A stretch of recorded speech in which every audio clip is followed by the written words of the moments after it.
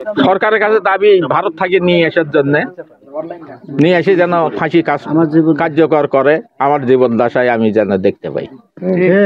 একটু অন্তরটা ঠান্ডা হলো আর কি, পুরো কার্যকর হলে আরো আমি খুশি হব। শুনি অবশ্যই আমি খুশি হয়েছি, কিন্তু আরো যারা শহীদ হয়েছে তাদেরও যেন খুশি হয়।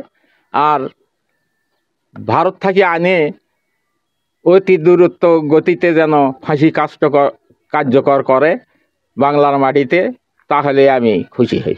আমার কথা হলো যে আন্তর্জাতিক অপরাধ ট্রাইব্যুনালে যে অভিযুক্ত ছিল প্রধানমন্ত্রী সহ মন্ত্রী পরিষদের মন্ত্রীদের,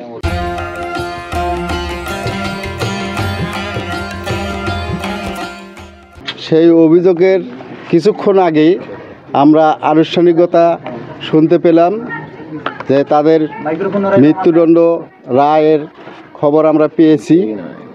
সেই খবর পেয়ে আমাদের শহীদ পরিবারগুলোর মনের ভিতরে কিছুটা হলেও অবসান হলো।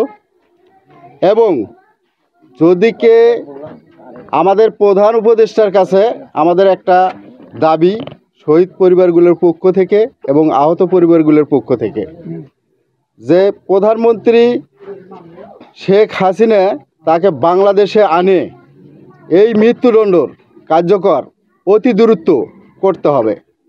তাহলে হয়তো আমাদের শহীদ ভাইয়েরা এবং শহীদ পরিবারগুলো তাদের আত্মা কিছুটা হলেও শান্তি পাবে। আমাদের অনুভূতি হচ্ছে যে বর্তমান যে আজকে আমরা যে রায় পেয়েছি এবং এই রায়কে অতি দ্রুত কার্যকর করতে হবে এবং তাদের ফাঁসি দিতে হবে, এবং দেশের বাইরে যেখানেই থাক সেখান থেকে আনতে হবে অতি দ্রুত। এটাই আমাদের প্রধান উপদেষ্টার কাছে আমাদের এটা দাবি।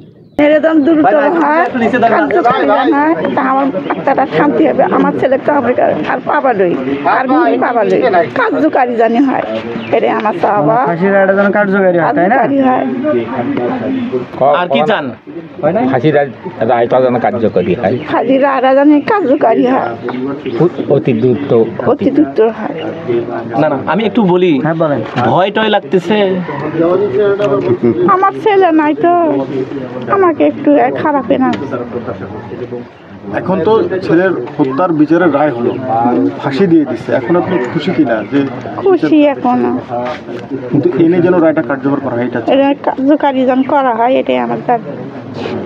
কেউ কি তোমাকে হুমকি টুমকি দিছে বা ভয় টয় দেখাইছে অন্য কেউ, যে আসিয়ে দেখা যাচ্ছে যে আজকে তোমার হাসিনার ফাঁসি হয়ে গেল, এখন এরকম কি তোমার মনের মধ্যে কোনো ভয় হয় যে অন্যরা কেউ আসি আবার তোমার কিছু করবে? ছেলে পেলে আছে তাদের উপর? না, ভয় হয় না।